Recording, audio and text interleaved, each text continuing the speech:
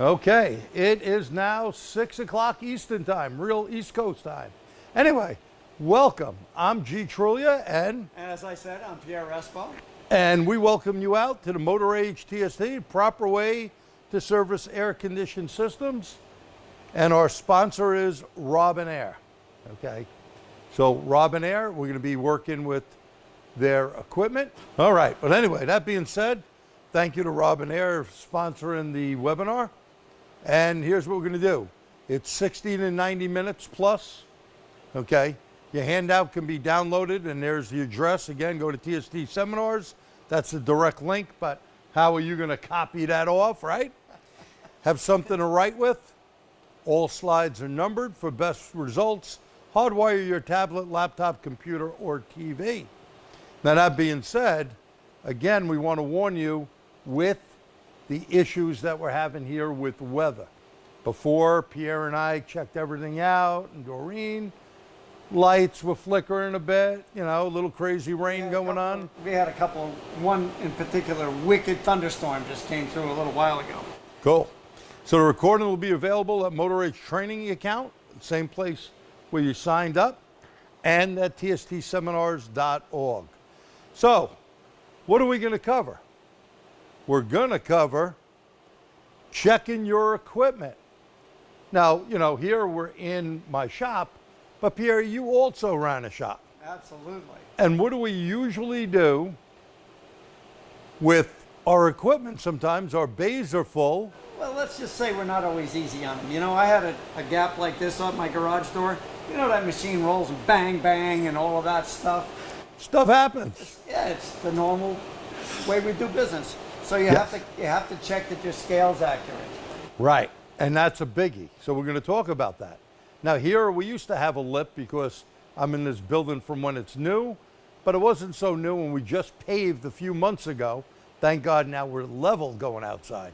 So my machines don't get the banging anymore. But we'll get into that in a second. Understanding the AC system, well, we'll talk about that. You have to understand how the air conditioning system actually works. It's not a block of ice blowing cold air, right? They did do that about 200 years ago. But Yes, they no, did. It's not a block of ice. So hot goes to cold. That's an important principle, right? And we have refrigerant that will make it a lot colder to absorb that heat, right? So we're going to talk about safety. You only get 2 eyeballs, hands. Safety glasses are definitely going to be used, okay? Step-by-step procedure for testing for sealant, identifying the refrigerant, recovering the refrigerant, evacuating and recharging the AC system. Very, very important. We're going to go live on vehicle. We're going to do leak detection. 2 different ways. Now, this unit right here, this is a Robinair leak detector. It's good for 2791 SAE standard. That is for a very small leak, and 2913. What's the difference with 2791 and 2913? One is actually for 134A, and one is for R1234YF. So 2913 is the later standard. This thing does both of them. And then, if that doesn't work, well, refrigerant is a bigger molecule than nitrogen. So we are using the Robinair nitrogen setup here. It is really a neat setup. You remove, and we better say this and make sure we all understand this, you have to remove all the refrigerant from the system. Yeah, you have to reclaim the system so there's nothing in it. Right. And then you can let nitrogen out slowly, because if you open it up fast, it's going to blow a lot of oil out. You don't want that, because then you wouldn't know how much oil blew out, right? And it'd make a big mess. You say, oh, put it in a bottle, it'll spray out, slowly remove the nitrogen, correct? And that is going to tell you where a leak is, because nitrogen is the smallest molecule, and it'd be easier to find that leak than any other way. So Robinair had come out with this device set up here that we're going to show you. And I want to add something there. Yes, 80% of the air we breathe is nitrogen, but this is doing is basically seeing a surplus. it's able to detect the difference between what we're breathing in the air and what's around that leak. Correct. Now, what we got to do, because it's going to take a while to do this, we're going live on vehicle. So, Doreen, you got to follow us over. We're going live on the vehicle. And we are going to check sealant first. We're going to put our glasses on. Here you go, Pierre. So I don't know if the camera sees this, but there's a nitrogen tank here with a regulator. That's going to be our test when we get to that point, not right this minute. We've got a leak detector, a Sealant leak detector. yeah, sealant detector. We also have the refrigerant ID machine. So the first thing we're going to do is the sealant detector. So Pierre's, If you don't do a test like this, you could put sealant in your very expensive AC machine and have what Jerry calls a bad day. a very bad day. A very bad day. I would not be happy. This is supposed to hang up like that. I'll turn it around so you can see it. You put this on the high side and you want to hold the bottom of the pipe so you don't bend it. Especially modern cars use a lot of aluminum tubing. Oh, Jerry, can you move that cart a little bit? There you go. So aluminum tubing can be fragile. You don't want to just nail the thing on. You're putting it on like that. And push that safety cap over it. You see the black cap on the hose? In case the line pops off, you want to diffuse it. Now, this has a little float in it, which may be hard to see from here. But if it's floating, So there's a flow ball in there. yeah, and it's a little So- hard to see this because of the camera angle. But Yep. Doreen's trying to come in. Hold it back that way. Could you go in any further with that? No. Well, bottom line is, as long as it keeps floating, there's actually a process that we go through to put a little moisture in this and do this whole test. But we're just showing you how you set it up. If it stays floating, then as it is here, then Okay. So what Pierre is saying, there's this flow ball. Okay, hold it steady, Pierre. So the ball is up. Put your finger where the ball is. if I can see that, We're on the high side. Yeah, it's up The ball is all the way up top. yeah, it's all pegged. We would leave this on there for 5 minutes to check if there's any sealant. Now, one of the big things to remember is that people go to part stores and buy these cans with sealant in it. And if that sealant gets in your expensive machine or any of your equipment, you're going to have a problem. Now, you should leave that on there for about 5 minutes, but due to the sake of time here, we're not going to leave it on there 5 minutes. Because we've already done this, by the way, and we know there's no sealant in this. Right. So we've already done it. In case you couldn't hear what Pierre said, a mic just went down and a spare mic didn't work either. So in case you didn't hear that, we did the whole process before, making sure everything worked. So we're going to take that off and we're going to go on the low side with the refrigerant identifier. And of course, everything's always easy to reach, right? Now we're on a Chevy Volt and this thing is buried down there. Let me move this out of the way. Lucky Pierre has smaller hands than myself. Okay, it's on. And what he's going to do is, you got it screwed down? Because it says screw it down. Well, I might not have gotten it all the way. Hold on, let me twirl it a little. You let me know when. So what he's doing is getting it on the low side is for refrigerant identification. I think it's all the way down. It's very hard to be sure. Okay. What brand of sealant detector are you using? Or does it make a difference? It really doesn't make a difference. There's basically one company that builds a lot of them. I think it's all the way down. Okay. It's very hard for me to be sure. We're going to test, and testing, I'm going to just cover. You'll have to figure out which one it is.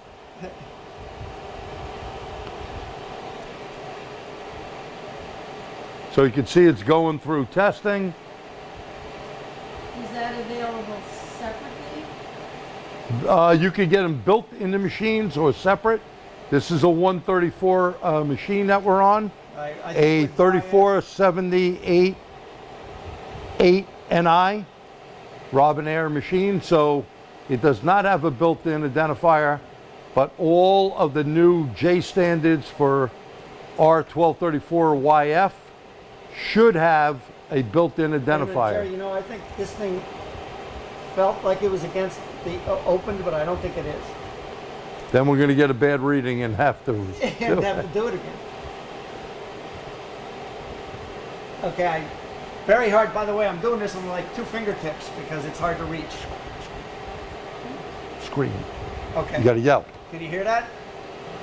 Maybe type a Y if you can hear me, because I'm a little bit away from Jerry's microphone. So we ran- Okay, we disconnect from the source, it says. So it did it, right? I don't know. We'll find out. What brand is sealant? Oh, wait a minute, sorry. There's only one brand of sealant detector out there, if you're asking that. And this is an identifier. There are a few brands of these.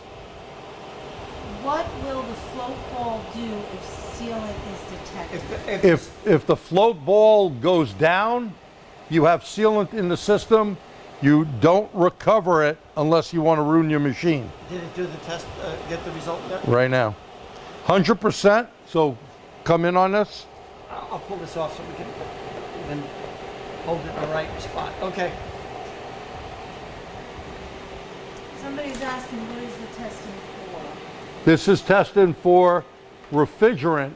We have 100% R134A, and there is no air. There is no R22. There is no 12 or any other refrigerant or hydrocarbon in this particular vehicle. So now, once you're done with that, we're ready to go on to the machine. And we want to show you one thing at the machine. Switch to this camera for a second. When we did this before, you could see we recovered 0.75 kilograms. The maximum amount of kilograms on this vehicle should be 0.95. So it was a little low. And the car was never touched. We only did 10 minutes of vacuum time. It passed the leak test. And the refrigerant we charged it with was 0.950 kilograms. We charged from the high side, and we injected 29 milliliters of oil that was removed. Okay? Always look at your bottle. Doreen, can you come down on the bottle? Always look at your bottle. Here we're starting with nothing, but before we came up with that amount, and that's what was injected in. Now, this again is a 134 machine, right? On a 134 machine, you could inject oil in. 1234YF, you cannot inject oil in from the machine. And by the way, we put special oil in here because the label actually tells you, do not use a PAG oil, use a special POE oil. And that's what we're using here. PAG oil, unless it's a special type of PAG recommended by the manufacturer, will cause an issue. It can cause an isolation fault. Isolation faults will shut the vehicle down on early models. Later models, they will basically shut just the AC system off. One drop of PAG oil or the wrong oil in the AC system and you ran it, the manufacturer says you have to replace every part. Lines, condenser, evaporator, compressor. Compressors alone, like for this, are over $3,000. You might as well get rid of the vehicle. Think about that, not counting labor. That's just a part. Okay, so now one of the big things here is let's go to the gauge here. Now the vehicle's been sitting, we're in air condition here. So it is roughly 70 something degrees, and notice where the gauge set is. 70, 70. Why do you want to look at the top and bottom, Pierre? So you want to know that you do not have some kind of a restriction in that system. Right. And if they're both equal, Very, very important. If they're both equal, that means there's no clog on either side. And roughly, I got to look in the back, the temperature in here is about 72, 73 degrees, and we're roughly about 72, 73 pounds. We'll go over a lot of that as we start recovering, okay? So now we're going to go on the machine. We've got to switch back to this. And what we're going to do is get out of here. And you can see it could do a whole automatic process. So the automatic process, we already looked at our gauge set, very, very important. And I'll look at questions in a second. What we're going to do is hit next and do auto. And auto, we're not going to save the record. We don't want to do that. It takes extra time. And vacuum time, 10 minutes. Vacuum leak, I'm going to go down to vacuum leak. We're only going to hold it.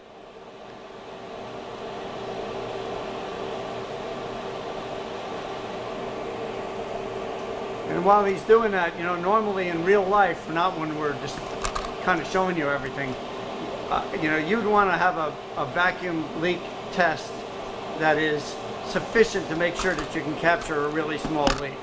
I personally, I know that a lot of people use less, but I personally like 45 minutes because that's a really good long test to make Yes. sure that you don't have any leakage.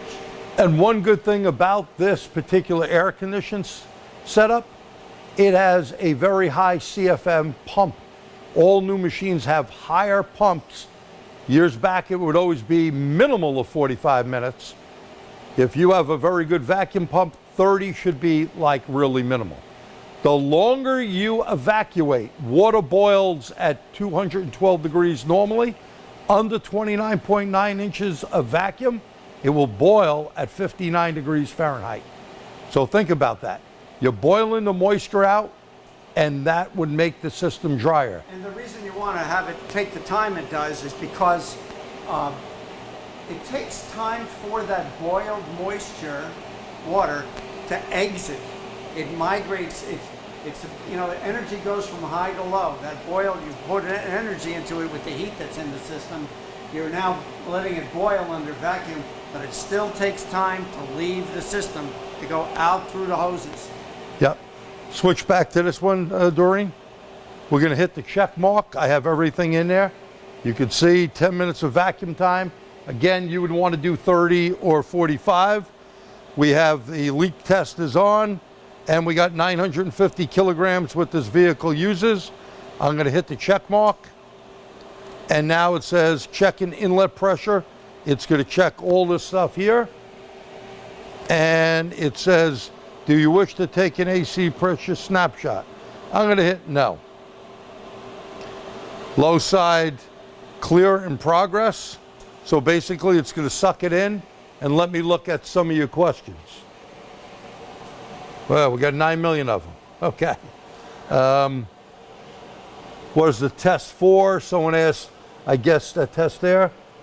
What if it has sealant in the system?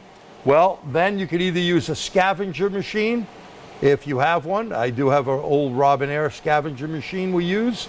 Or you can use a filter system that if you email me, I can give you information on that. My email will be up there later. Oh, thank you, machine. I don't have to scream. If the system is contaminated, then you replace or flush the system parts. Well, no manufacturer wants flushing anymore. Okay, so if it's contaminated, dependent, if it's an electric vehicle, you got to change everything. If it is a non-electrified system, yeah, you can flush a line out. Condensers, you'll have to replace. You have to have a machine dedicated to recover contaminated refrigerant. Tom, that is correct. Contaminated refrigerant must be separated and is now a hazardous substance. Well, you can go to your EPA, and there is here, not far from us, over in Rockland County, there is a reclamation center that you take in contaminated or mixed refrigerants. By the way, I was doing an air conditioning class with my buddy Swede up in the Buffalo area, and basically we had a and I can't say the name of the company, but a big company that delivers stuff. We had their particular setup, had 22, 12, and some other refrigerants besides air in the system. So that's what you got to be careful, and it had sealant in it. School bus, we use a micron gauge to make sure all the moisture is removed. Yep, you can do that. Can you explain the AC snapshot? It takes a picture of the stuff, or it puts it in, and we can't do it here time-wise. There's a whole bunch of information that you can utilize on the machine that we can't do here in an hour and a half. Do you have one hooked up to my vacuum pump and verify vacuum pump pulls down? Yeah, vacuum pumps, we always have a spare one around here in the shop.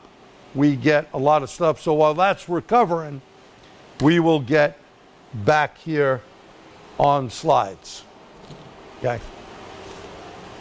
And the noise in the background. Okay, so equipment check. So first of all, you may go, what's this thing? That's a stack of pennies. You know, one nice thing about Robinair, they have a calibration weight. And the calibration weight is important. There's a magnet under the machine. And of course, RTFI, read the frickin' information. Or in this case, RTFB, read the frickin' book. It comes with a book.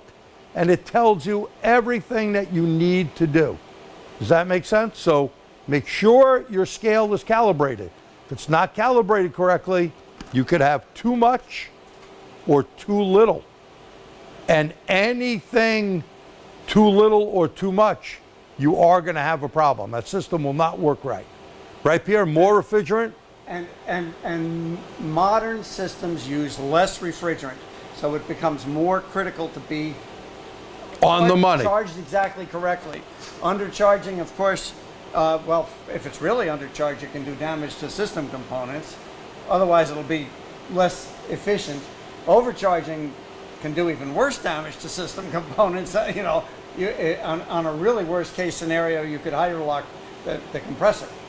Yeah, neither one is good. So this weight is roughly 1 pound, 18 ounces. I was thinking that was the penny one. No. We have that later. So right here, you could take the whole cover off. The whole unit hangs on the back of it. Pretty nice. 2 screws, not a commercial, but you need to keep a filter around. We always keep a filter and vacuum pump oil. If you don't change that vacuum pump oil, it's going to warn you, it'll shut the machine down.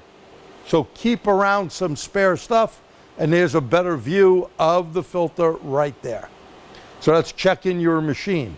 Now, for you guys that don't have a weight, you lost it, someone threw it out, well, you can get 33 pennies.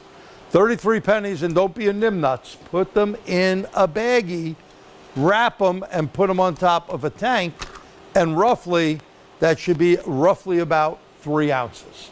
So if you had 10 pounds, 3 ounces in your tank, okay, your virgin tank, you put it on, you better have 10 pounds, 6 ounces, right? Plus or minus 1's okay. And they tell you you could adjust the scale. Now, sometimes they want service to come out. Anything on the warranty, you should always call in first. No matter what manufacturer you're dealing with, always call them first. And this time of year, everyone's going to be backed up. So you want to make sure you take care of your machine. We check our machines. We have 4 air conditioning machines here. We check hoses. Every couple of years, you're going to need hoses. The couplers, sometimes the couplers go bad, right? And lines become loose. Any lines that you just screw on by hand that have the serrated part on it. The knurled. The knurled, that's it. Yeah, those things come loose. They do. To me constantly. Now, don't take a pair of pliers and over tighten it because you're going to mess the seal up. And by the way, if they leak after you do tighten them, they need a new little O-ring seal. You bet. Or you need a whole new hose. One or the other. So, vacuum pump oil, keep that around, right? And a filter, there's the kit we usually have, a filter and that. It's not hard to change it. Follow the prompts on the machine, And again, look at the book or go online. Most manufacturers, Robin Air does, most manufacturers have everything online. When you register the machine, make sure you do that. And by the way, very, very important to make sure you tell the EPA you have this piece of equipment. And are you certified? We're going to talk about that as well. This is not like years ago where you can get away with stuff. You won't be able to buy refrigerant and you may get yourself in a bind. Okay, so let's talk about the AC system. Well, you may go, what that garden hose thing doing there? What do you think that represents? There's two systems on the market, right? There is The ones like I always worked on with the expansion valve or expansion block. And orifice. and then there's the other one, the orifice tube. That's right. Now there is a big difference. We'll go through it. So you start with the compressor, and what comes out of a compressor is a high pressure gas. Okay, remember, you can't have a liquid in the compressor, in other words, Well, you do it once, and that'll be it. and then you need a new compressor. Then you need a new one, no doubt. So the high pressure gas is going out. Now that may be on a day like today. We've had in the 90s out here in New York. So you may have 250 plus pounds, which is roughly 250 plus degrees. Now, yes, it's 90 something degrees outside, but hot goes to cold, right? The transfer of the heat from that high pressure gas will turn it into a liquid, just like a pot of boiling water. That's right, and that's why they call that device a condenser. Ah. Because it's going to condense into Look a at that. liquid. These things all have names for A reason. exactly the right reason. And then we go into a receiver dryer. Now, question for you all out there, and maybe Pierre, see if you could turn that thing towards us. Question out there for you. Receiver dryers, should you look at a sight glass on there? Now, if you're an old timer, you know we had sight glasses all the time. So if you think you should be looking at a sight glass to see if there's any bubbles, type in the letter Y. Type in the letter Y. If you think it shouldn't, type in the letter N. So come on, oh yeah, get those fingers moving. Y's, some N's, some Y's. There you go. Okay, so all you Y guys, sorry, but you're wrong. It used to be the way we did it, by the way. Way back in the dinosaur ages. When In R12. And R12, right. But once we got to 134A, That wasn't a... we don't do that. Now, hey, I charged systems up years back with an old 30-pound container, and you feel the line, and you're looking at the gauge, you're going in the low side. Low side's the suction side. You looked at the bubbles, no bubbles, you were good. Can't do that anymore. That's why we went over the equipment. That's right. Put the exact amount in there, right? That's why there's a sticker under the hood. If the car's, say, been in an accident and there's no sticker under the hood, then what you have to do is look it up in your service information. Correct. So in the receiver dryer, a high pressure liquid goes in, goes through a desiccant, comes out and goes into the expansion valve. Now here's the change from high pressure liquid to low pressure liquid. Just like a garden hose spray nozzle here, if it's very warm, that nozzle is going to be all the way squeezed open. So a lot of liquid's going to come through. So if you squeeze it all the way down, that would mean the thermobulb in the expansion valve is seeing all the way open. And that would spray liquid refrigerant into the evaporator. The hot air from the vehicle hot goes to cold, will go and boil the refrigerant in the evaporator, okay? When it boils the refrigerant in the evaporator, it turns into a vapor, and the vapor goes into the suction side, the low side of the compressor, and then gets squeezed. That's what a compressor does. Compresses it, squeezes it like squeeze your hands together, and you create heat, don't you? That's exactly right. So I want to reiterate this. You know, wind chill in the wintertime on your skin? Same idea inside the evaporator. It evaporating, it's getting chilled, it's getting cold, and you're blowing air over that cold surface that's the outside of that thing. And, oh, sorry. Jerry's giving me the mic since I'm, I got a bigger mouth. usually it's me that's the loud mouth.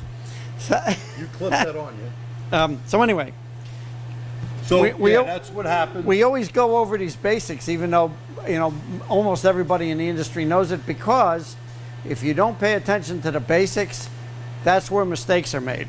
Correct.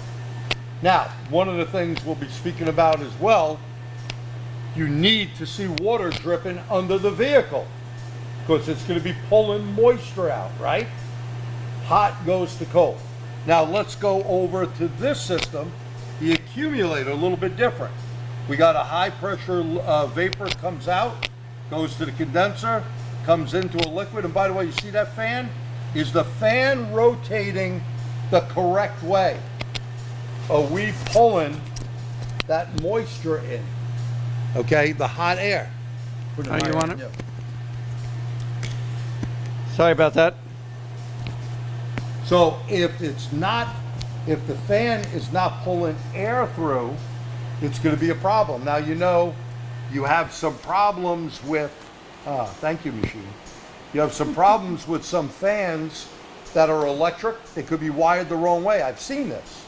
I've seen fans, clutch fans not work right, viscous fans, okay?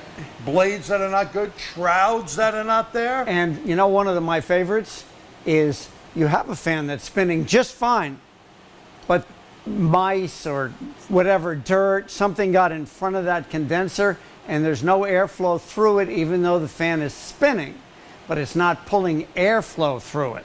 So you're saying, Pierre, like when I drive down south, there's a heck of a lot of bugs, right? Yeah, oh yeah, And the that's bugs get into your condenser.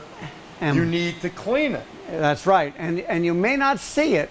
You may Oh. not see it even from the front of the car because the grill or the flaps or whatever you've got in that car might make that front of that condenser not visible. Very true. Very true. So here, that system, it goes through and then goes in through an orifice to a high pressure liquid, becomes a low pressure liquid, goes into the evaporator.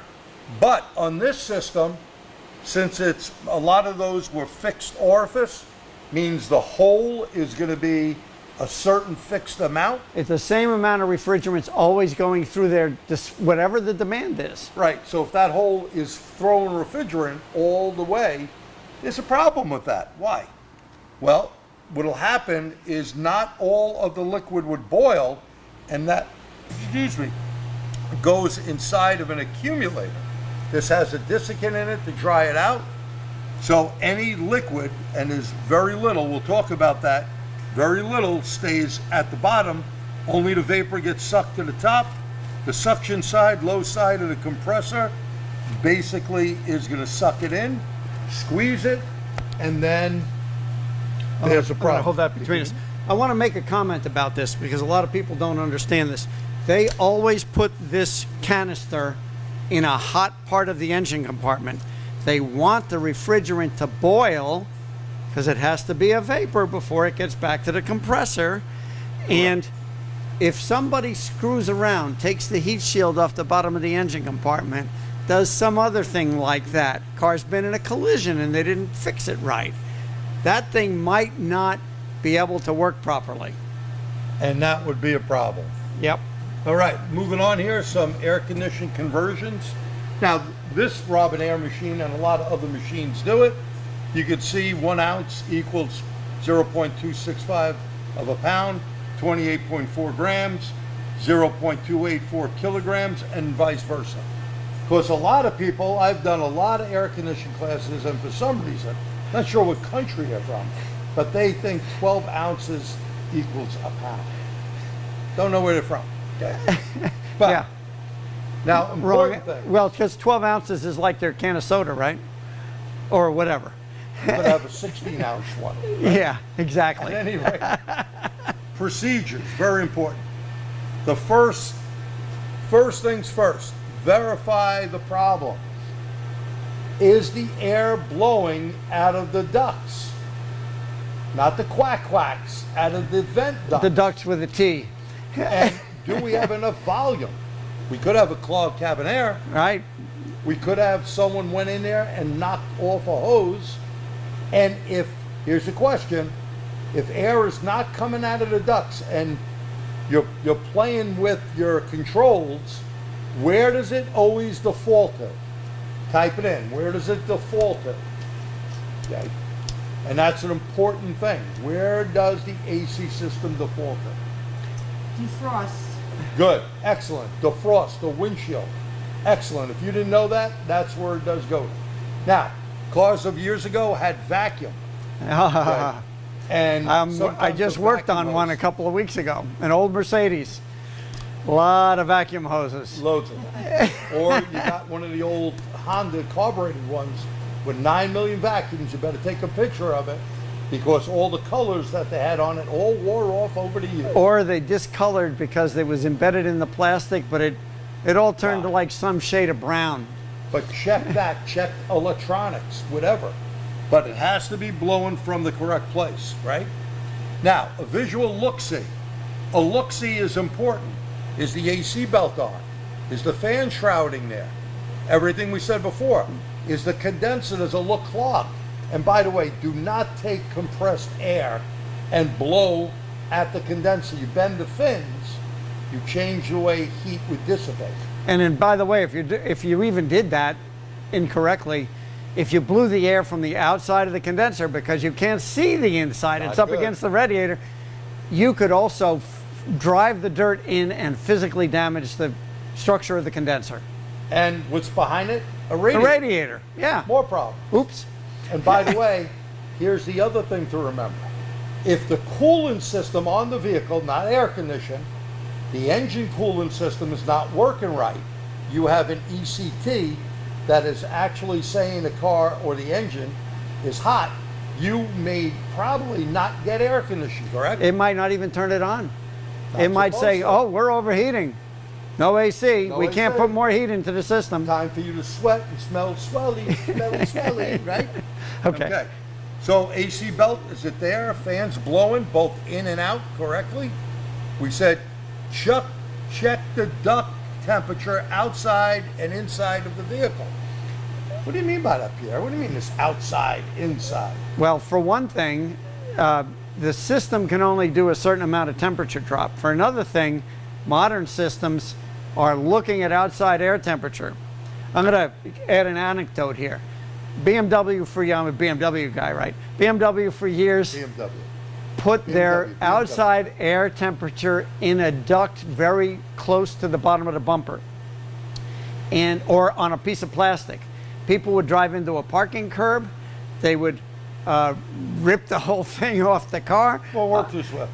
And what I found, what it came to me, was the wire was dragging on the ground with no sensor left on it anymore. You know, they wiped it out. Now, open circuit showed up as 40 below zero to the computer. Do you think that computer's going to turn on air conditioning at 40 below? Nope. Nobody home. Now, also, if the wires are shorted and it thinks it's 300 That's degrees, the opposite problem. it ain't going on either because it has to protect that engine, correct? So make sure you even connect a scan tool because if you checked all the basics, and remember, most important tool, your brain, your eyes, your ears, your nose, your hands, you need to use them, right? And you may see something, feel something, smell something, all very, very important, right? So the outside to the inside temperature, what should be the difference? How much difference should we have? Outside to inside. Type it in there.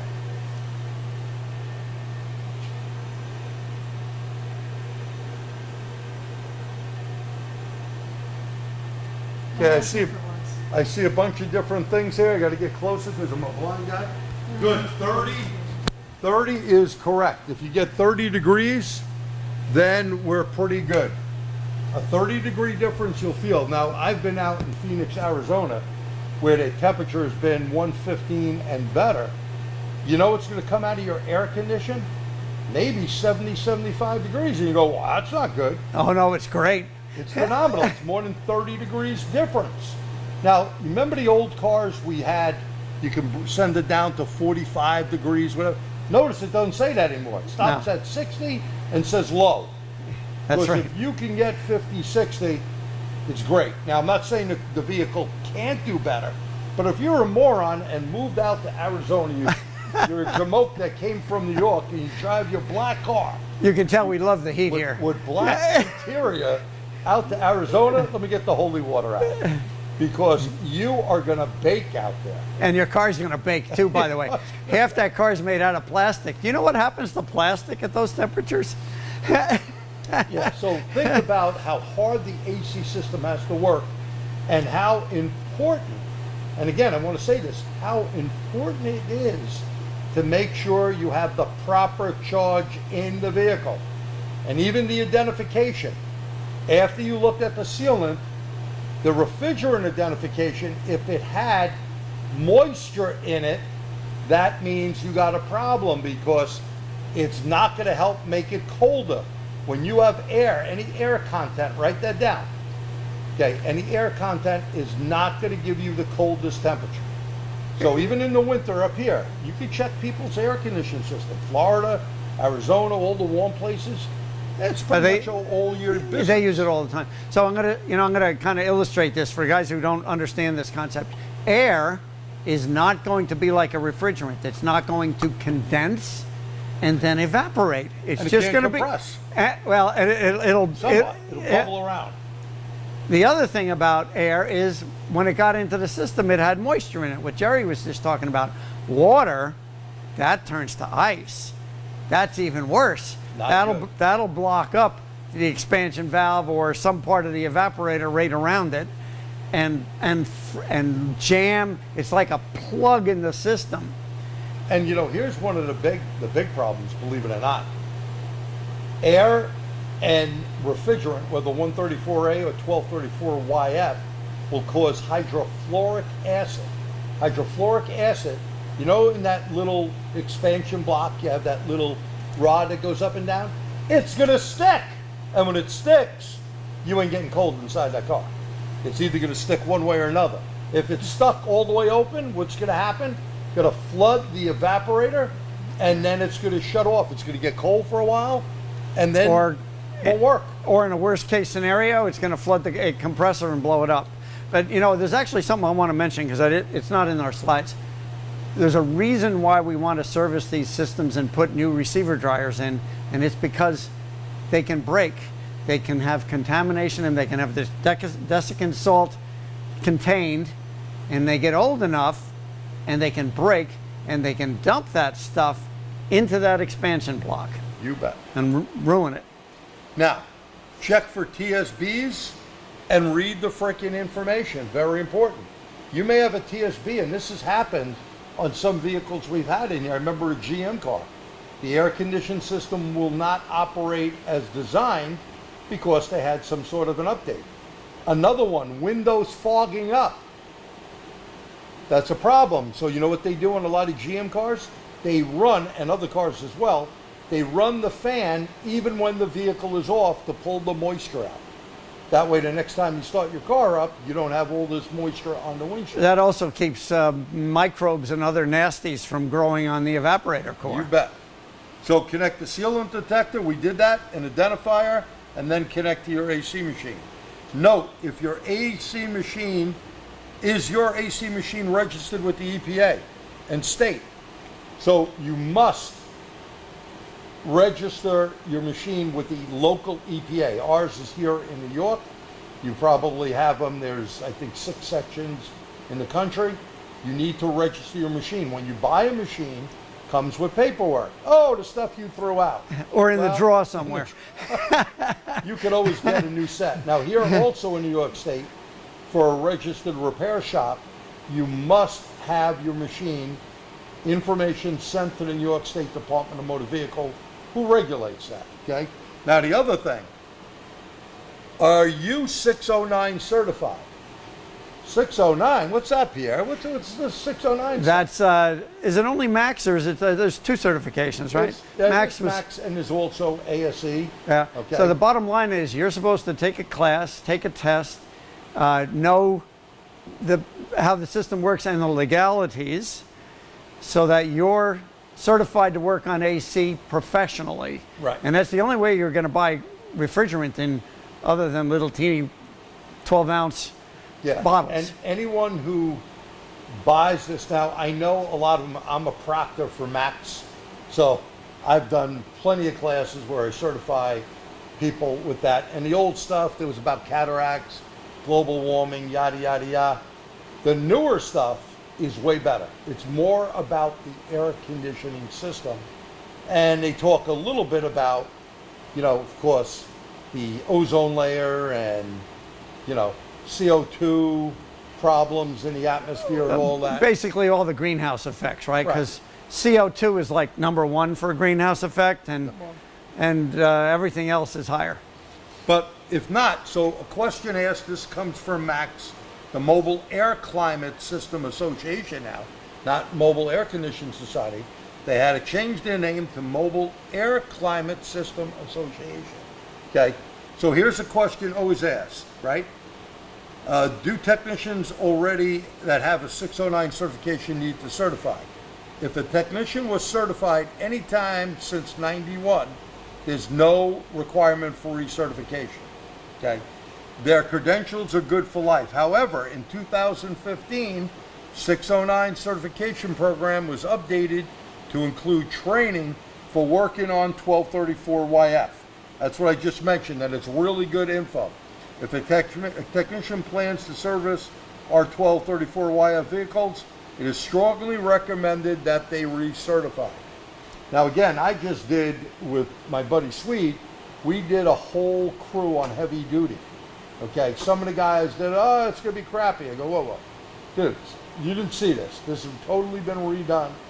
There's gonna be things in here, and I threw questions out before they took the test, and they go, oh, I'm not sure about that. Go, oh, but you need to know that if you want a cold AC system. Climate stuff, I don't know. I don't know if I believe half the stuff, but I'm no scientist, nothing to do with EPA or anything like that. My job as a technician / mechanic is to get that vehicle cold. Otherwise, the customer and reliably cold, right? You don't want to make it cold and next week it's empty again or whatever. You bet. Okay, and by the way, our machine is still going. You see there, it's in vacuum time. Doreen just switched over. So we said it's going to take time, so we're yakking over here, right? We're giving you information. So safety is everything. Always use goggles, clear or yellow, to protect your eyes. Use the yellow goggles to view dye. Step 2, make sure you check the AC sealant every time. Okay, don't take it for granted. Even the new tanks we get.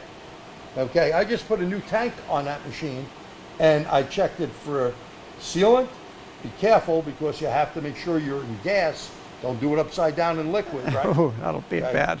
And you can check it also for the refrigerant itself. And is it pure? I used to go to BJ's and what's the other place? Costco, Costco.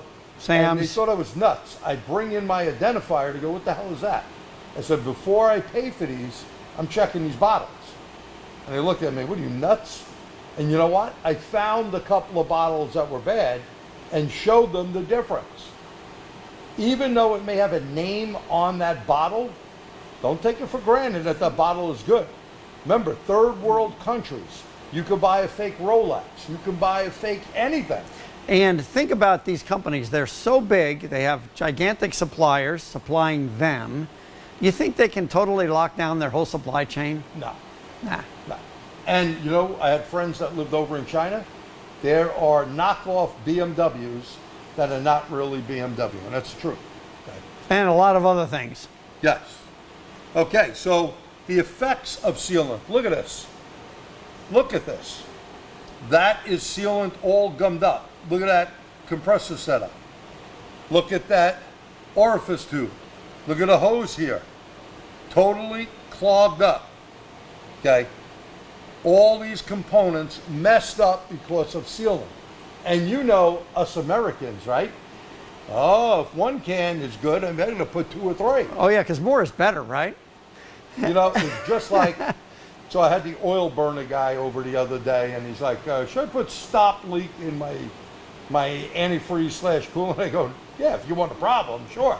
You're going to clog something up on that ram, and when your mechanic takes out that heater core and you get this huge bill because it clogged up from silly ass sealant that don't really work, not a good idea, right? Not a good idea. Besides that, why did it need sealant? Because Got there a was leak. something wrong with it. Something's wrong. That's Hey, right. Aren't we in the business to diagnose and repair vehicles? You know, that's what I do. Yeah, me too. Okay, let's get into some AC facts. First fact, 2791 and a 2913 we mentioned sensitivity to R12, 134, and 1234 YF refrigerants detects leaks down to 0.1 ounce or 3 grams a year. So this detector is certified for both 2791, that is the old standard for R12 and R134A, and also 2913 standard is what you need for R1234YF. Do not work on a vehicle without owning one of these. Why? Because on R1234YF, there is a different component that is certified by DOT, Department of Transportation, and that is the evaporator. There is mandatory vacuum hold, there's mandatory how much refrigerant goes in the car to test the low side, put the air, go into the floor duct, put your 2913 leak detector there, and in 5 minutes, if it doesn't go off, you're good. If it goes off, you got a problem. Actually, you don't have a problem. Your customer has a problem. It's going to be expensive. You have a bill to write. Next thing, can you use nitrogen to check for leaks with no refrigerant in the system or use soapy water? Well, soapy water and even the great stuff from Tech, the tire guys that we use, the foam and bubble stuff is amazing. Not good enough for these. Not Plus, good enough. You think got of a how little much. leak. Think of how much of this system is hidden anyway. You know, In big time. how are you going to spray soapy water on the middle of an evaporator core? And every vehicle does come with dye in it right from the factory. But do you have the right spectrum light? If you have the wrong spectrum light, you're not going to find the dye. And like Pierre said, and this has happened to me, right in this very shop. You're looking for dye, you don't find it because it could be in the evaporator. It could be where you don't suspect it, a line with a little leak buried somewhere. And yeah, and even in the engine compartment, how many of those hoses can you actually see? Nowadays, ooh, it's a cluster, right? It's a cluster. So the answer would be use the Robinair Trace gas service kit. Soapy water is not really helpful when it comes to small leaks. So pick up that other doohickey there. And this is part of what we use with nitrogen. This is a special detector. Let me put it on. And this is basically, it has to warm up just like the other machine, but it is going to find a nitrogen leak. Now, again, I want to remind you, all refrigerant must be removed from the AC system. You never recover the nitrogen into the air-conditioned machine. Not a good idea. You slowly, once the nitrogen is in there a while, you slowly remove the nitrogen by opening the hose up. We will show you that just in a little bit. Now you see this beeping? Doesn't mean there's a problem. And one nice thing is, I'm going to blow into the end. You notice nothing happened. Now, some of those other old detectors that you may have had, you hear me blowing? Okay. Now, it just said I had bad breath, but didn't go up there. We'll show you that this thing comes up with a bar graph, or you change the sensitivity. This is auto mode, and by the way, you can change the level of sensitivity to high, low, medium, or high.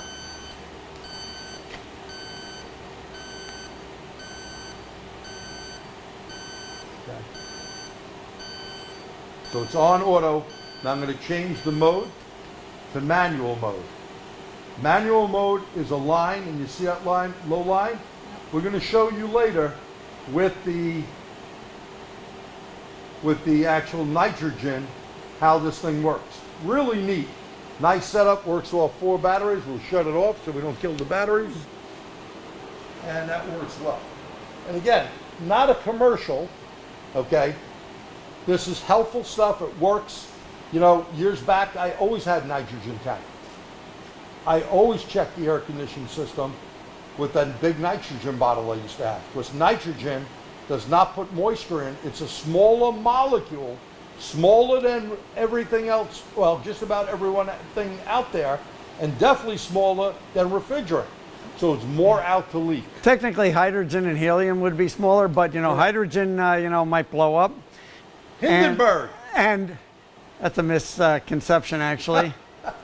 It was the doping on the outside of it that blew up. But Hydrogen blew up. hydrogen fires are invisible. All the flames you saw were the other stuff. But anyway, the problem is it can blow up and be an invisible flame. And helium's just expensive. Yes. Why would you? Float around? Have a party for kids with balloons, right? That's it. Anyway, this is an important fact here. 1 psi of AC pressure roughly equals 1 degree. Now, did you notice when we first came on, we showed you the gauges on the machine, right? And what did we do with those gauges? We said, let's look at the high side and the low side, and they should be About what the ambient temperature is in Fahrenheit. in Fahrenheit. And by the way, the caveat there is you can't have just cooked the car and have it be way hotter than the outside temperature. It's got to be at the same temperature. yeah. It's a If you- baseline. Yeah, if your customer just drove in, you can't put the gauges on and expect them to be equal to the ambient temperature. Remember, they got to be equal. If one is higher and one's lower, or vice versa, what's going to happen is you have a plug somewhere. You remember, the compressor and the expansion block or expansion valve or orifice tube is the split of the system. Okay, so very important to understand that the vehicle needs to be at a resting pressure. Okay, if not, you'll get a wrong reading. Now, with the AC system at rest, low and high pressure should be equal if there's no blockage. Very important. Okay, and R12 is a minus 21.7 degrees Fahrenheit. Now, if you remember, how many of you retrofitted from R12 to 134A? I sure did a lot, but you can type in. So, you know, when you did from 12 to 134A, what you had to do was put 80% of the original charge, because there's a big difference. Okay, R134A is only a 15.1 degree Fahrenheit. Now look at minus 1521. Hey, that's like 6 degree difference, isn't it? And ideally, we were changing expansion blocks or expansion valves as well course. to make up for that efficiency loss. And the desiccant was different. And the receiver dryer was different as well. Or Yep. accumulated. Those Yeah, were whatever, different. yeah. Had a different. Now, look at 1234YF, minus 22 degrees. Minus 22 degrees Fahrenheit means it's a lot colder than 134A. Now, with the better components, with components that are made better, the 1234YF doesn't need as much refrigerant. Some vehicles are a little less than 1 pound. That's crazy. But it has to be efficient. Now, if you get something like this, this is an evaporator, okay, and you buy one that is not the original type. We've had this with body shops with condensers, okay. I'm just too lazy to pick that condenser up back there. But that being said, the amount the refrigerant's going to be different. And by the way, Jerry, hold that up a second. It's not just the amount of refrigerant, the fins per inch, the surface area, the efficiency of the heat transfer, and the amount it holds. and all of it, not as good. You bet. Now, if you don't know, like you're working on specialty vehicles that are add-on air conditioning systems, aka a ambulance or a van. We were doing a whole bunch of Amazon vehicles. They're add-on systems. Now, depending how much hose they run, that's going to change the amount of refrigerant. Capacity changed. Depending on what condenser they put in, that's going to change it. You know, some RVs, the same thing. If it's an add-on system, you basically wouldn't know what the exact amount is unless you're going to use pressure transducers, the empathy, I think it's called. Enthalpy. Well, it's a hard, and you're doing that? basically superheat and subcool. Yes. So you're doing stuff that stationary, building people used to do a long time ago, but we didn't do it. But now, if you're doing something like that, you gotta look at that. Yeah, and we don't always pull that out to check the vehicle, but if there's a problem with the AC system, I'm going to pull that out and check it. Especially when you think somebody might have, played. Yep. All right, more facts. All 1234YF machines perform leak checks. 1, vacuum leak check, mandatory. 2, a pressure leak check. This procedure is mandatory since it checks for flammable refrigerant being released in the vehicle's interior. Same reason why they have heavy-duty evaporator cores that are heavier than the old systems were. Oh, yeah. And that's what we said. Remember, that's DOT approved. 1234YF maximum charge during leak check is 15% of the total charge. That's all is going to go in there. You're not going to be able to put more in. And if it didn't pass any of that vacuum test, you're not putting refrigerant in. The machine will lock you out from doing it. Okay? So please keep that in mind. This charge is to check for leaks at the evaporator after the panel duct is selected to the floor panels, like I said earlier, with the fan on low. Using a 2913, that Robinair leak detector, select to the highest sensitivity. Chrysler 1234YF, some cars require a VIN to be read off the OBD2 port. So think about that. 1234YF is going to take you a little longer. Now here in our shop, we have 2 different prices for AC service. One for 134A, we don't do 12 anymore. Okay, can't get our 12 anyway. So one for 134A and 1234YF is going to take us extra time. Refrigerant, we charge by the ounce, okay, because in New York State, you got to bill it out that way. Some places can do menu thing. You may have, X amount of dollars to get your air conditioned service. We can't do that here. That's called menu pricing. You got to bill out the parts separately, including we charge for oil, depending on the oil. You put a new compressor in, and it says ND11, okay? You better buy ND11 oil. Or if it says PAG 40 or PAG 120, you better buy the exact oil, especially for a compressor. I'd like to add something to that because it's happened to all of us at some point. Don't just call up the parts department and say, or the parts store and say, I need some oil for this AC system. Right? Happened to you. They tried to do it to you. Hey. So the bottom line is you should be looking up in your service information for what it is. And like Jerry just said, specify that oil. And read the bottle when you get it. Make sure somebody just didn't pull a bottle off the shelf. We bought a Lexus compressor, it's a true story, right from the dealer. Okay, cost me over $2,900, and we wanted the oil for it. Lucky, at the time, Franklin was here. He says, hey boss, come look at this. They sent us PAG oil. And he knew not to put PAG in there. We called them up and, oh yeah, don't worry about it, we use it all the time. I go, no. Give me the right oil that goes with this, because I'm not going to do a whole change on this vehicle. There'll be a problem. So they winded up sending us the right oil. The parts guy either didn't know his stuff or didn't care. I don't know which one, right? Doesn't really matter, right? No. 1234YF, an SAE standard of J2842 design criteria and certification for OEM mobile air conditioner evaporator and service replacements. ND11 electric hybrid electric AC POE oil is anywhere from $172 an ounce for GM and Ford vehicles, and $160 for Chrysler, only sold 3-ounce minimum. So look, some of these oils can get expensive. Be careful when you price stuff out.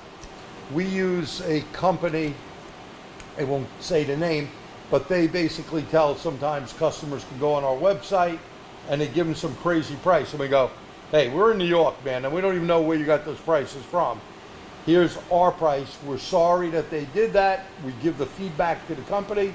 Please don't give that out in our area, or you don't know the AC system. It's different than a 134 system, right? And of course, the customer is trying to lowball their price, but that's going to either cause damage or be a non-quality repair. You bet. Only use an oil installer that has never had PAG oil in it, and there's a type of oil installer, or the gun type. So we put a cartridge in here. There's no cartridge in this one right now, but we'll put this in and you squeeze no more than 2 ounces. And it's got a graduated cylinder, or, graduations on it, so you know what your amount is, right? Exactly. Make sure only to install special hybrid electric oil, which, by the way, we have set up in the machine, because we're going to check how much oil actually came out on the recovery. I'm not sure where we're at. Can you pop over to that a second? Yeah, but I'm going to leave that say? I'm gonna Check. leave this here for you, Jerry. Okay. It says check. Can't read backwards. Check oil. Check oil drain bottle and enter the amount injected to inject. And So it says check that oil bottle. Come here, pull it off. we We'll had put this it up problem to the camera. before because we couldn't see it before. It's just under a half an ounce. Yeah, it's real low. Hard to see on, even in real life, but on camera maybe even harder to see, but it's about there. So we're going to put that information into the machine. We're going to put that bottle on. I do like how they made this bottle go on and off. It's really a lot easier. And by the way, this refrigerant oil, do not put with your waste oil. It could become a hot load. We have a special bottle that gets a different manifest. We save the oil that comes out of the air conditioning machine. So right now it says drain amount, how much it came out. So we're going to have to change that to ounces.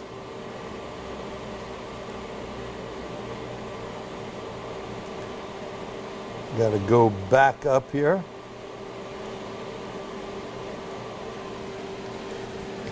That's the inject amount. I want to go up. There we go. We change that, and we have 0.5. And now we're going to inject 0.5. We're going to hit OK. And by the way, our gauges are all the way down into a vacuum. They're both 30 on the gauge set, so we're good there. Going to hit the check mark. And now it says inject in oil. Reading tank weight, do not disturb. Now that's an important thing.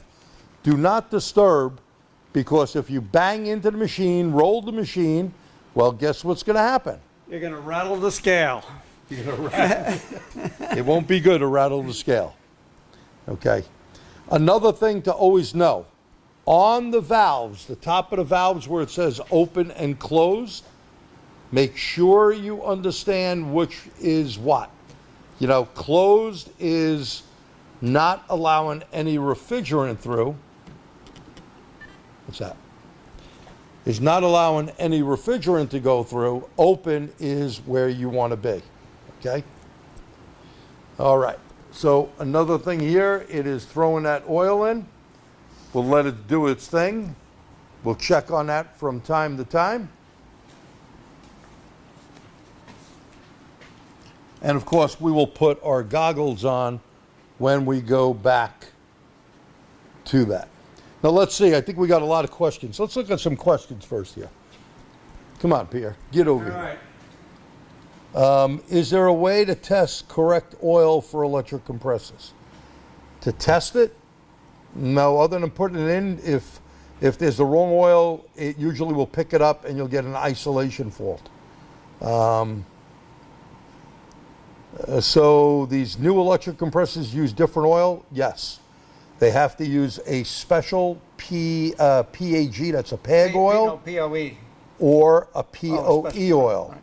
So By the way- certain new hybrid or electric type of vehicles, electric compressors, could use a special PAG oil that's non-corrosive. I want to add something here. We've always, I did a lot of 134 from R12 conversions. We had a POE oil we used to use. This is not the same oil. And we've used PAG oil for years in our 134A factory systems. That special PAG oil is not the same oil. Right. So I guess he used a 134 machine, not a good idea? Well, probably not. If you're going to buy one, it's probably pretty old and has a couple of problems. You want to check the tank for purity, see if there's any issues there, and make sure everything works.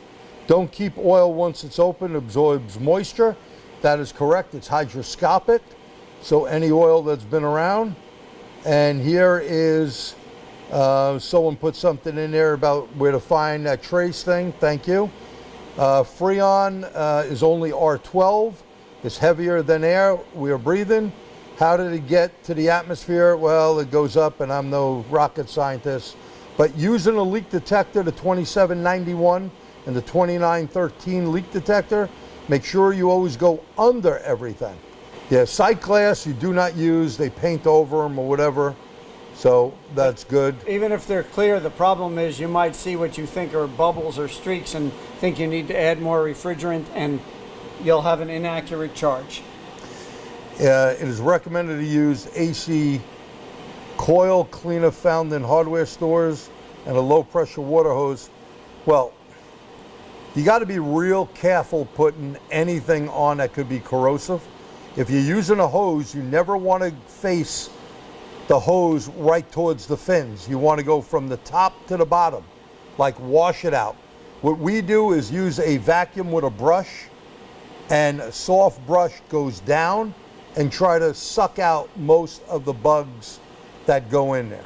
I'm going to add something there because I've seen it on these wonderful cars I work on. It's not just the condenser or the front of the radiator for that matter. That stuff is laying in plastic cowling pieces in the bottom of the car, and you may think you've cleaned everything out, but it's sitting down there, and the next time that car gets driven on the highway, it'll get sucked back up in. Yeah. Got to clean everything. And someone there that's working on electric buses, first of all, always use what the manufacturer says, and if you got to add any oil, you add a special POE hybrid oil. But once changing a component, you need good measuring cups. I buy new ones every year, plastic. We have a metal, like turkey baster type of thing. We suck the oil up to make sure what the right amount is. No problem. There's no converting from 134A to 1234YF for now. First of all, why do that? It's so damn expensive. Possibly down the road, but again, according to Max, right now, nothing. Okay, so he had an AC system that blew cold when the engine accelerated. How do you diagnose that? Well, when the engine accelerates, maybe if it's a belt driven, maybe the belt is loose and slipping somewhat, but that compressor is not turning at the right RPM. Also, make sure the fan is working. Many times when you're stopping lower at a lower speed, there could be a problem. Now, the air condition, Pierre, the machine. So Pierre's going to go over the machine. It has something there while I continue to answer questions here. What causes a compressor to cycle every 3 seconds? Usually low refrigerant. Okay. We don't want to diagnose anything there, Pierre? No, they want me to disconnect the unit. Nice side. Oh, we put the refrigerant in already. Wow. Look at that. Take a look at these gauges right now. Doreen, could you switch the camera over to here? So what we're looking at is we are roughly about 70 and 70 equal with a full charge, and it's about 70 degrees in here. These air conditions kick butt in the shop, which is kind of nice. Okay, so Pierre's going to continue to see what it says on the screen, and we're going to take it from there. Okay, could you scroll down a little bit, Noreen? Okay, so please remember, Freon is only R12. That is a name, not to be anal, but that is a name for just R12. That DuPont, basically, it's like Q-tips and cotton swab, or Vaseline and petroleum jelly. So when we're talking about refrigerant 134A, 1234YF, it's called refrigerant. So when you recharge the refrigerant with a Robin Air machine after vacuum, any recommendations on charging through the high or low side on dual charging? Well, I always like, and there's an option here, you can go through high or low. This went through high, but we're not in high temperature, so it went well. By the way, it's asking if this is really a webinar question for Jerry. It's asking me to run the car, but I think you had decided we didn't want to do that for this, right? Well, now we could. Okay. Now we could. So I'll start the vehicle up. Here, Pierre, say something. Yep. While I'm starting it up. It's going to run. So just so you know, because we're probably got the camera in 7 directions, we've disconnect or closed the valve, so we have the high side's not connected, and now we're running the car with the low side connected, which will suck any refrigerant that's part of the charge, but measured part of the charge, but not necessarily in the car yet, and we're sucking it into the car, and we're looking for a minimum, as low as we can go on the low side, basically on the gauges. And it says equalizing hoses, but basically what it's doing is it's taking the charge from the high side hose, from the whole AC machine, and so now it's saying disconnect the coupler, and we're good. So right now what you're doing is you shut the high side first, which is important. And what it's doing now is asking for the low side to come off. And that's important. We already had put oil in. This one is a 134 machine. It did put the oil in earlier, okay? Otherwise, we would have to inject the oil in.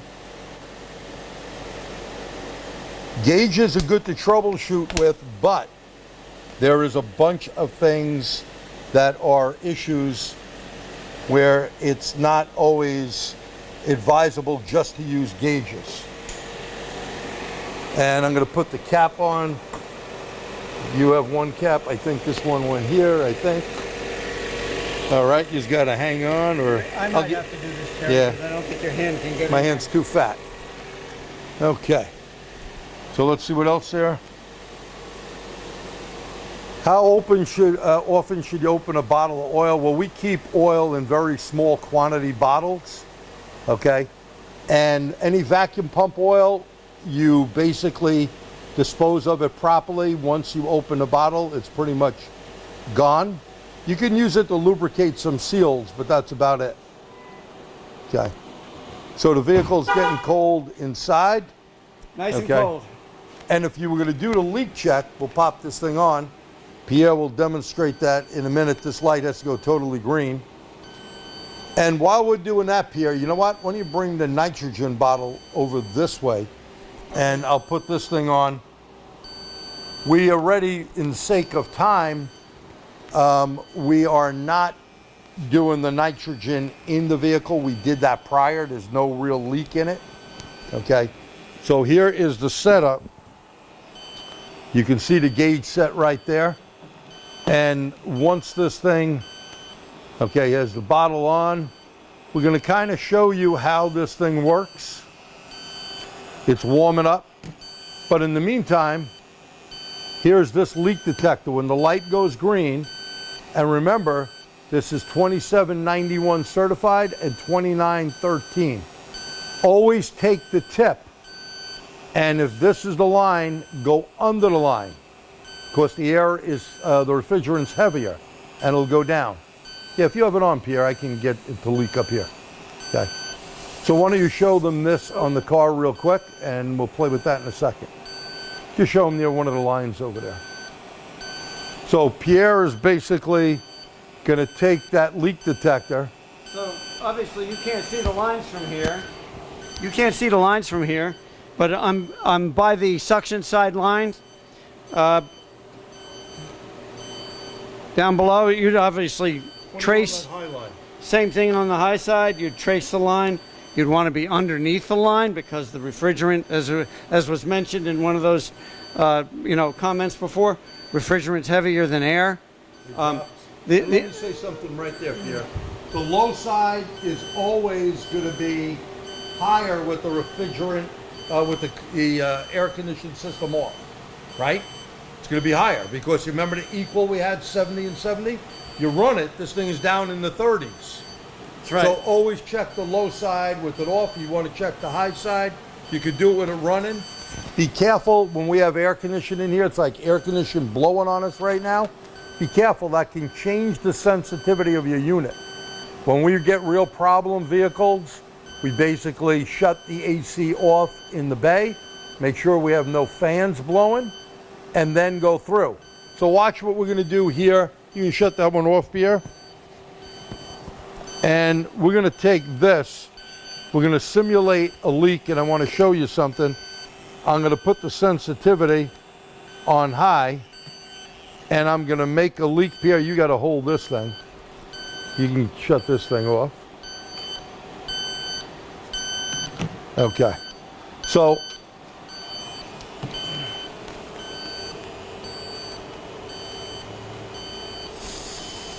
And what you're seeing is a little bar graph. It's, We can't see. oh, hold it like that, Pierre. Try to get it into the camera. Ooh, you see the bar graph that just went nutty? hold it like that.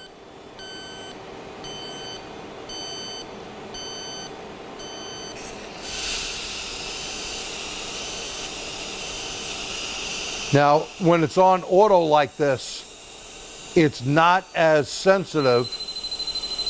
You could hear it going off, but watch, when I switch modes, I like this mode a lot better. So now look at the line.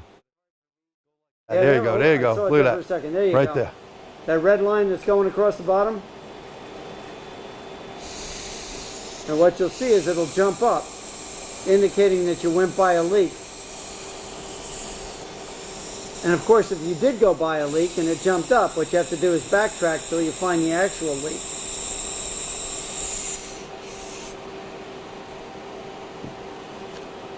Yeah, look at the line. Oh, you can't, they can't see the line. No, they can't see the. There you go, there you go. It's hard. It's much easier to see in person than it is. Yeah, always. Yeah. Murphy's Law. So you see the line is up high, watch it go down now. No leak, you can kill that tank. So you would go and check the different lines on the car with the nitrogen in there. Remember, we could not do that. And notice how this is going down. Pierre will hold this for a bit, and we'll do some slides in the interim and check back with him right there. You'll see it go all the way down. Oh, AC facts, 134A, low side 35 to 45 PSI, dependent on the temperature. High side 150 to 270. 1234 readings are similar. This old chart that used to be given out for free, look at the difference of 65 degrees. Look where your pressures are, 25 to 35. Look where your high side is. Go to 95, which we've been hitting quite a bit. Low side, 50 to 55. You get lower, that's great. And look at the high side, 275 to 300. Where's that line at now, Pierre? It's only gone down a little bit. Okay, we'll check back in with you in a second. Finding leaks. Well, right here, when we use the Robinair LD3 economy leak detector, it is good for both the 2791 and 2913 sensitivity. And that again is 0.1 ounce or 3 grams a year. That means it's super duper small, right? Small leaks. Now, when you're using the Robinair Tracer Kit, here's what would happen on that bar graph, okay? It would go up until you got a big leak. I find the sensitivity level, as you've seen on the video, go up a lot quicker than the bar graph. Not sure why, I don't know, but there's some information about it. It's in your handout. I'm not going to read you all that, but using the tracer locates the difficult to find leaks.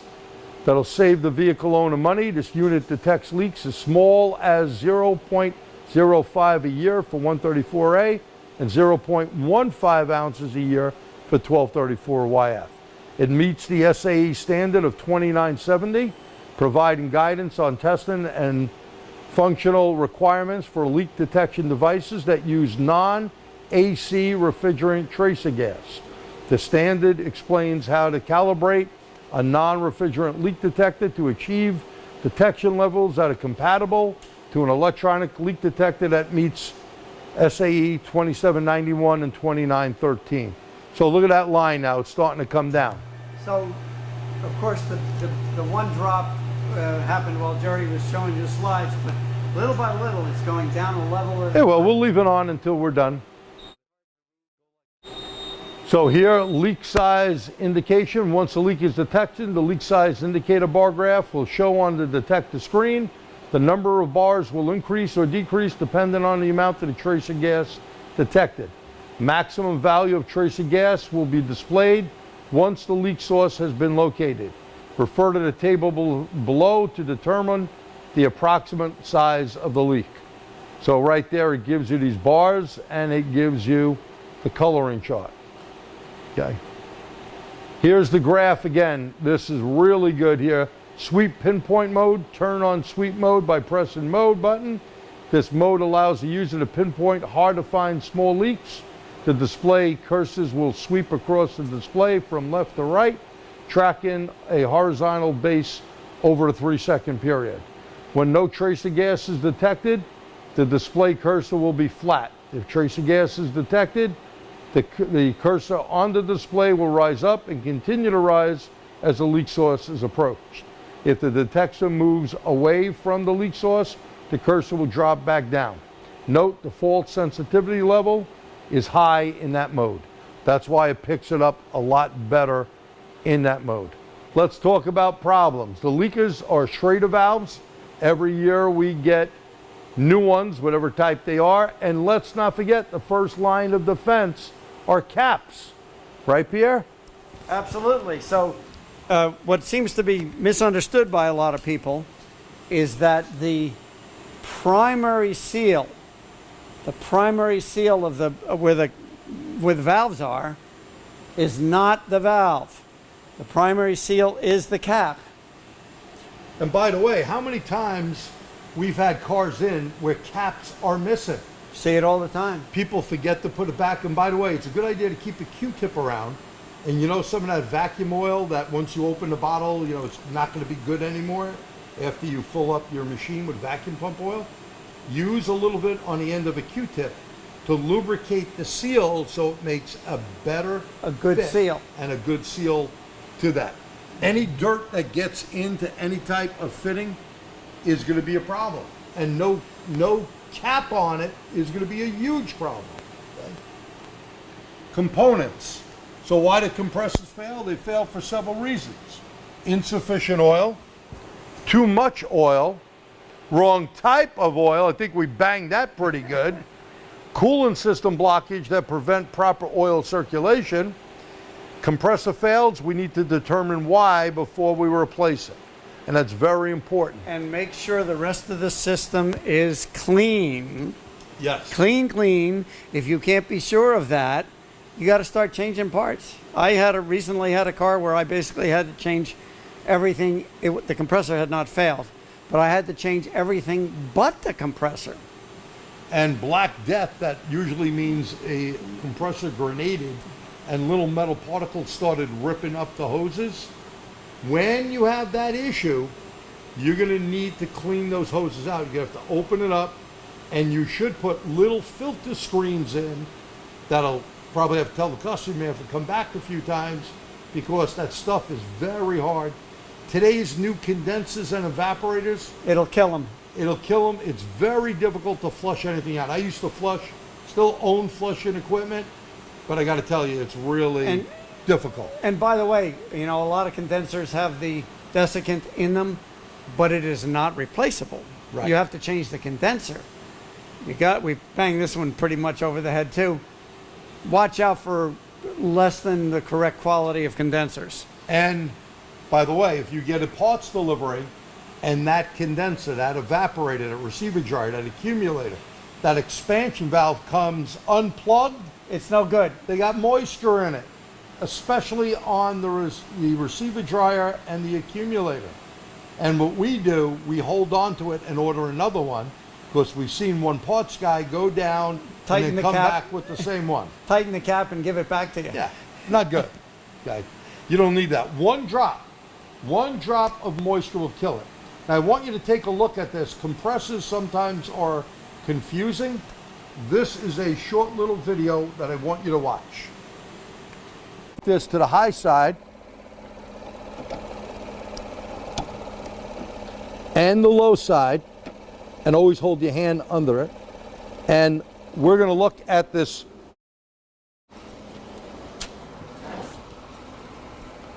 I'm going to open up the high side. Watch what comes in. Now this is refrigerant and oil coming in here. We're going to let it sit, and we're going to look through and see if we have any debris in there. If there's any oil, I can tell you there's some dye in there, okay? Not from anything we put in, from the factory. You see how that lights up? Okay. So we can see if we have a problem. Also, you want to see if your compressor is working in the amount of time here we have. I shut off the high side, I open up the low side. If there's too much oil, if there's black debris in here, metal debris, that would tell you the compressor is a problem. When we open the low side, we expect this to be sucked out. Watch what happens. We are going to suck that down. You see it boiling? As it's boiling, the bubbles, that is telling us the suction side of the compressor is actually pulling us in, and open that very slowly. Okay?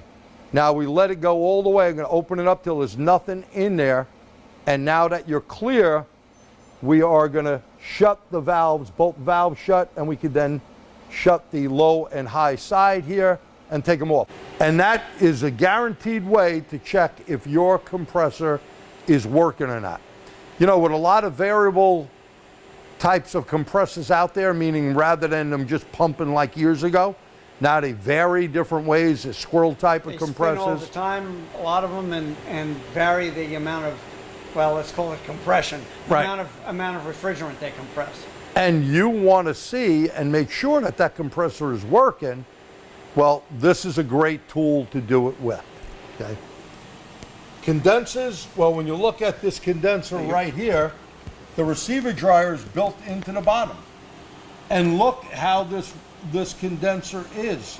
If these fins are beaten up, you got a problem. You want to make sure any line, anything, gaskets, all are in good shape. And you never want to see any oil stain on it, because that indicates a leak. You bet. Here's the evaporator, right? We talked about that, but what's this? Ah, the drip tube. Look how dry that drip tube was. Dry drip tube, not good. Water should be coming out under the vehicle. You cannot always see a drip tube. This happened to be an easy one. But nowadays, with all the different configurations of vehicles, God knows where that drip tube is. But if nothing is leaking out, that means you're going to get mold inside. You're going to leave water up near the evaporator, which is going to change the ability to pull heat out of the engine, the passenger compartment, to boil the low pressure liquid. You need to get the water out of there. And by the way, you know, a lot of modern cars have fuses, modules, electrical connectors on the floor under the carpeting, where do you think that water's going to go? Oh, especially if it's one of your BMWs. Yeah, I was thinking of that. But there's another thing, and I've actually encountered this a few years ago. It was mice that built a nest in that box. You'd think that it stayed on top of the microfilter. Nah. And it plugged the drain, and the shop that supposedly cleaned it, you know what they did? They went into the car with an air hose and they blew it out, and it worked for a week because they didn't remove the stuff that was in the heater box or the evaporator box. And be very careful sticking anything up there. First of all, spiders, wasps, and hornets love going up in these hoses. So be careful. If you put something sharp up there, you may just poke a hole through one of these babies. In a mud dauber's nest. Yes. And they're not going to be happy. Oh, no. They're not going to be happy at all. Dryers. The purpose of the dryer assembly is to house the desiccant bag, which removes all the moisture from the system. Any moisture that's not removed will have a tendency to freeze. And these are the different types of receiver dryers, including the one you unscrew the bottom on that condenser right down here and pull it out and put a new one in. If you're lucky enough to have one that can be changed like that. Unlike my BMW, where it's part of the condenser assembly. Well, this one is. Yeah. This one. I mean, you can't change it separately. Okay. You have to Yes, change the whole so- condenser. So the accumulator, a fixed or variable orifice tube system, a small amount of liquid refrigerant leaves the evaporator. We mentioned this before. So basically this here, the top of it is vapor, the bottom is where liquid sits down and doesn't get picked up. So this is known as a flooded system. Normally less than 10% liquid stays in that. You may notice when you go to change or work on an AC system that this thing sometimes is frozen, okay? And there's a whole process leaving the hood up, making sure, and be careful if you're using a heat gun or anything to heat it up, don't melt anything around it like wires, right? Or vacuum hoses. Expansion valve, the older type of valve or the block. And you see this right here, that little pin in there? This is exactly what will clog up. This is a thermobob, that's a thermo tube, but this right in there, when you have air in the system, will cause hydrofluoric acid, and that rod will not go up and down. And it's stuck in the middle, stuck closed, no And coolant. he called it acid, right? It doesn't just attack the valve. It attacks pretty much every component in that system. You bet. And it will do it from the inside out. That was why I had to change all those parts really in that car I was talking about. Yeah. They were all corroded. So the valve has a sensing bulb or capillary. Opening the valve more increases refrigerant flow to the evaporator, increasing coolant. The fixed orifice tube setup is different than this expansion valve. Fixed means that little tube right there is only going to flow so much. These clog up quite a bit. They need to be serviced every time you open the AC system. You need to replace it. But don't replace it with this type or any of these in here. You see this one with the thermobob, and we only buy these now. A lot of the OEs, that's the only way they come. This will be a variable orifice tube. So this will get bigger or smaller based on the refrigerant temperature, which is really neat. Okay. Now, IHX, internal heat exchanger. The IHX internal heat exchange system has been utilized in stationary air conditioning for many years. Also been used on 134A in a Toyota Sienna and now used on all 1234YF. The IHX has a job of transferring even more heat out of the liquid refrigerant. It's called subcoolant.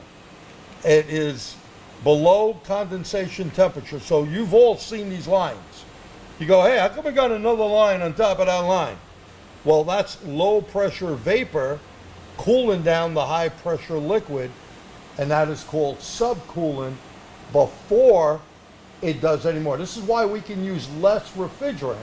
It's a lot better. And for you guys that work on start-stop vehicles, almost everyone, it has an injector system, And the ejector, Denso has applied ejector technology to truck refrigeration units and household CO2 heat pump water heaters. Previously, the conventional ejector was not small enough to be installed in vehicle AC systems.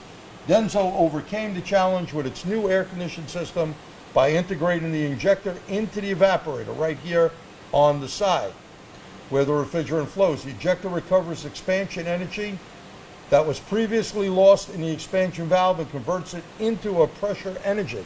This reduces the compressor workload and helps reduce the air condition overall power consumption. It's used on start-stop vehicles, and that's almost every vehicle that's out there, right? Using that to save fuel. We went over to the vehicle, so here's a little case study before we let you go. Here are my buddy Swede. He got this truck that came into his shop up in Tonawanda, right near Buffalo, and the complaint was on his 14 Silverado. No, it wasn't the condenser, because condensers have problems on these. It wasn't that. AC not coming on. Preliminary checks.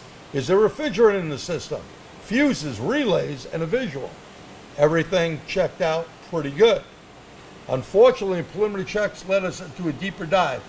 Electrical. We need to get the wiring, and getting at the wiring, that means getting under the dash. Well, that's a nasty job, isn't it? You know, one of the things that helped me, I bought that creeper because my back would kill me when I'm bending over the sill. We got that creeper, man, that goes right in there. Now I feel human working under there. My back's killing me just thinking about that. I can't see anything anymore. They laugh. Where's my glasses? Where's my magnifying glass? Thank God for your phone, right? I blow things up. That's my glasses, right? So yes, it was a wiring problem, performed the repair, but that didn't fix it completely. So look at some of the corrosion and stuff here, okay? There was a problem with wiring. He fixes that. Look at this, wasn't totally fixed. The RTFI.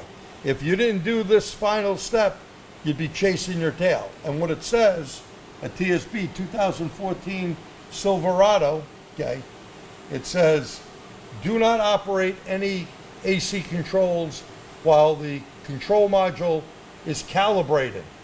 So it gives you a whole thing about calibration. Using a scan tool, perform the HVAC actuator learn in the control module. So when you don't RTFI, read the freaking information, you're probably not going to fix the vehicle. Remember, the brain, the eyes, the ears, the nose, your hands, they're all the most important tools you have. You got to use those tools to make sure you got it. Now, we went onto the vehicle.